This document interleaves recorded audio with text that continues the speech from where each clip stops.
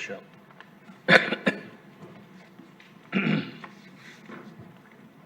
ఈరోజు SC categorisation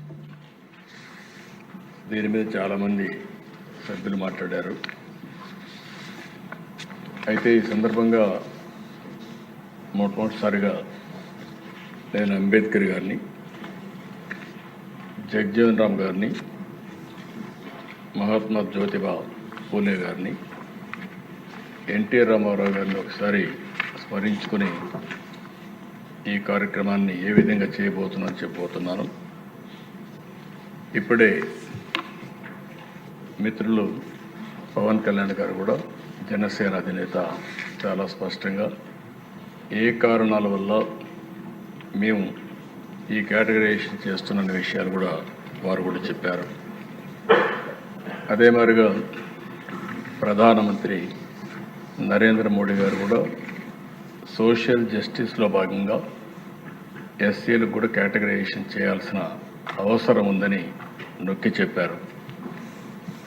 అయితే ఈ సందర్భంగా మనం ఒకసారి ఆలోచిస్తే,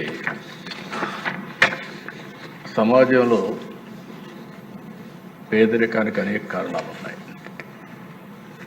చరిత్రలో మనం చూసినప్పుడు కొంతమంది ఆర్థికంగా, రాజకీయంగా, సామాజికంగా వెనుకబడే పరిస్థితికి వచ్చారు. చరిత్ర ఒకసారి విశ్లేషించినప్పుడు ఈ మూడు కారణాలు కూడా ఆ కులాల్ని ఎక్కడికక్కడ ఆర్థికంగా ఇరికి లాగేసే పరిస్థితి వస్తుంది. ఇప్పుడు మనం ఒకసారి ఆలోచించిన దిశ, స్వాతంత్రం వచ్చింది, 70 సంవత్సరాల పైన పూర్తి చేసుకున్నాం. నిన్న మళ్ళా చూస్తే 2047కి 100 సంవత్సరాలు పూర్తి చేసుకోబోతున్నాం. ఇంకా కూడా ఆర్థికంగా, రాజకీయంగా, సామాజికంగా అసమానతల పైన పోరాడే పరిస్థితి వస్తూ ఉంది. ఇక్కడికి వచ్చినప్పుడు దిశ ఈ కేసు చెప్పిన తర్వాత చరిత్ర కూడా ఒకసారి, చరిత్రలో నేను కూడా ఒక 40-50 ఏళ్ళు భాగస్వాములు అయ్యే పరిస్థితికి వచ్చాం. అది కూడా ఒకసారి చూసినప్పుడు దీన్ని ఇటీవల కాలంలో అనేక ఛాలెంజెస్ తర్వాత, నేను ఆ చరిత్ర చెప్పేటప్పుడు అవి కూడా చెప్తాను, ఒక తీర్పు ఇచ్చారు.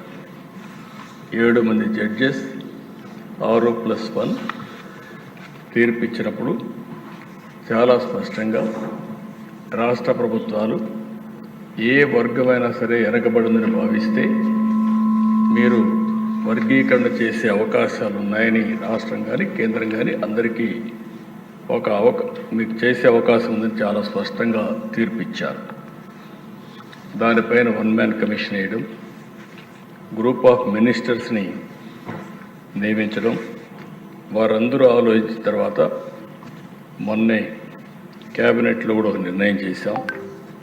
ఈ నిర్ణయం చేసిన దాని వెనకాల దిశ, ఎన్నికలప్పుడు కూడా ఎన్డీఏ కూటమి వర్గీకరణకు కట్టుబడి ఉందని చాలా స్పష్టంగా చెప్పాం.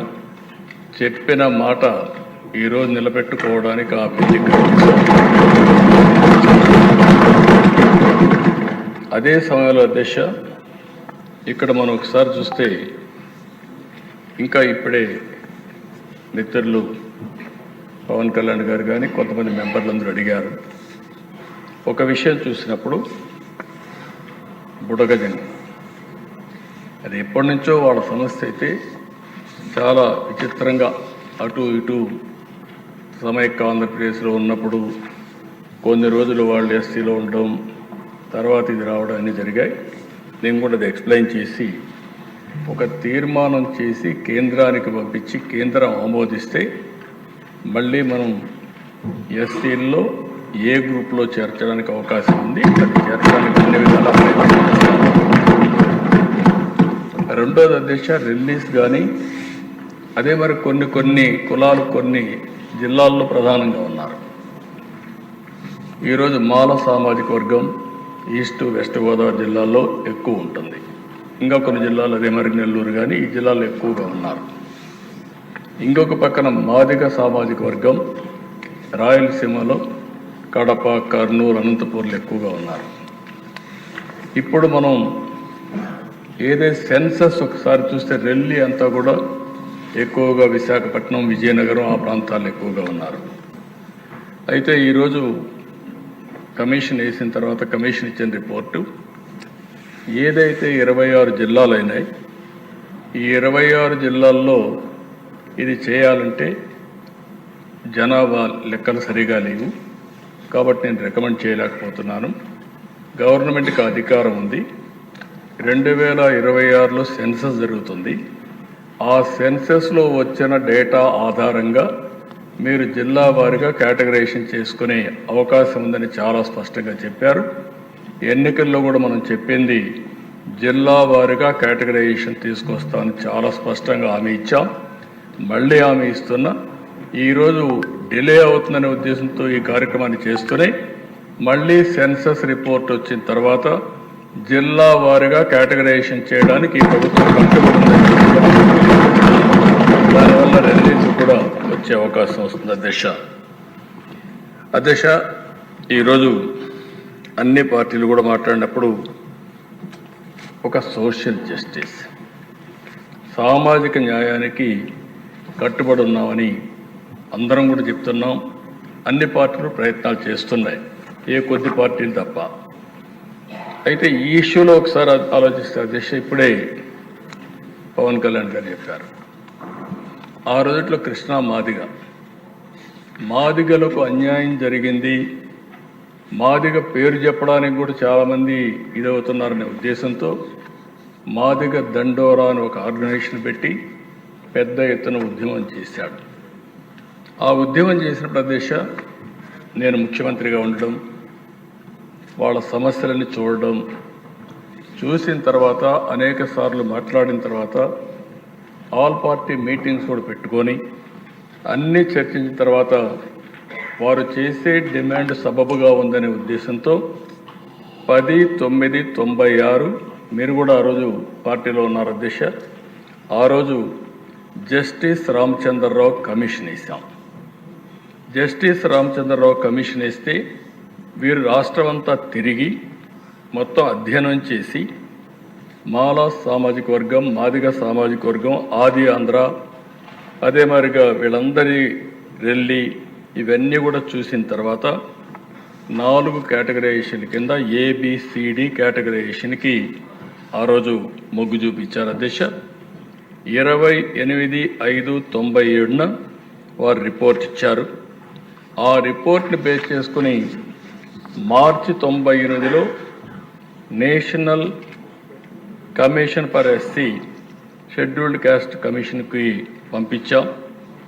అది కూడా వాడు కన్సల్ట్ ఇవ్వాల్సిన పని లేదు, ప్రభుత్వం కన్సల్టేషన్ చేయాల్సిన బాధ్యత ఉందని చెప్పి ఆ రోజైతే పంపించాం. అది అయిన తర్వాత జూన్ 1999లో ఆర్డినెన్స్ ఇష్యూ చేశాం. 2/5/2200లో ఆ రోజు యాక్ట్ కూడా తీసుకొచ్చాం. అది కూడా మీరు చూస్తే ఏదైతే rationalisation and reservation act 2000 Andhra Pradesh scheduled caste అని చెప్పి యాక్ట్ కూడా తీసుకొచ్చాం. అదే సమయంలో ఎప్పుడు కూడా ఈ దేశంలో కొన్ని ఛాలెంజెస్ వస్తూ ఉంటాయి. ఏదైతే యాక్ట్ వచ్చిన తర్వాత నవంబర్ 2000లో హైకోర్టులో ఛాలెంజ్ చేశారు. నవంబర్లో అయితే హైకోర్టు కూడా దీన్ని అప్హెల్డ్ చేస్తూ ఇది కరెక్ట్గా ఉందని చెప్పి జడ్జిమెంట్ ఇచ్చారు. అదే మరిగా నవంబర్ 2004లో మళ్ళీ సుప్రీంకోర్టుకి వెళ్ళారు. సుప్రీంకోర్టుకి వెళ్ళినప్పుడు వారు అక్కడ చెప్పింది ఆ రోజుట్లో ఏదైతే వయలేషన్ ఆఫ్ ఆర్టికల్ 341(2) ఓన్లీ పార్లమెంట్కే అధికారం ఉంది అని ఒకటి, రెండోది ల్యాక్ ఆఫ్ లెజిస్లేటివ్ కాంపిటెన్స్ అని, మూడోది వయలేషన్ ఆఫ్ ఆర్టికల్ 14 అని చెప్పే ఉద్దేశంతో దీన్ని కొట్టేశారు అధ్యక్ష.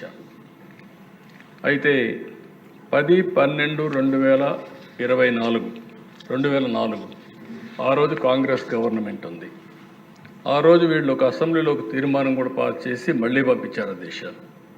This house had passed resolution on 22nd April 1998 for categorisation scheduled